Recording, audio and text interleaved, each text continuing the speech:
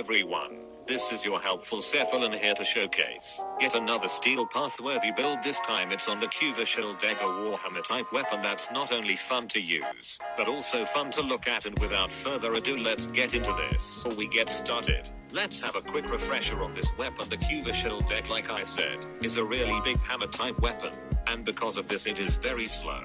So you might want to add either arcanes or mods that boost your attack speed, if you don't like slow weapons. But besides that, this weapon is surprisingly pretty good. However, my version of it isn't as good as it would have been if I added more former, and if it had a toxin element on it instead of electricity. As this is a Kuva weapon, you could have put a specific element on it depending on what warframe you use to get the lava. But my dumbass used Excalibur by accident, and so I didn't get the toxin. So please, do not make the same mistake I did. That we are in the steel path, I can show you all with this build. Can really do now. As previously stated, this build could be better if I were to add more former, and if it had an innate toxin element, but alas, that is not the case. But you can totally do that, and I highly suggest you do, because this weapon could be so much better if that were the case. And by all means, this weapon is completely worth it. It's really fun to use. It's pretty powerful. Its combos are okay, but I personally just enjoy the weapon overall, the look and feel.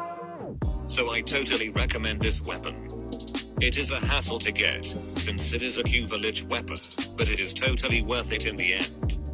Besides that, I went with a hybrid build with viral, so crit plus status plus viral. However, since I do have an innate electricity element on this weapon, I had to give up a mod slot, where I could have put a better mod, but I would need to format it. So please take my advice and once again put innate toxin on this weapon. Just use Seren or any toxin type warframe when spawning the lava. For the lich, you can find out what warframes work to get toxin on the warframe wiki, or just search it up on Google or something. That's what I did. On the build itself, for the stance I have Crushing Ruin, then it's Quickening for the boost in attack speed, after that Condition Overload for the damage, then it's Virulent Scourge, then it's Vicious Frost for viral, then Gladiator Might for critical damage, then Weeping Wounds for a boost in status, and Blood Rush for critical chance, and finally Organ Shatter for a boost in critical damage.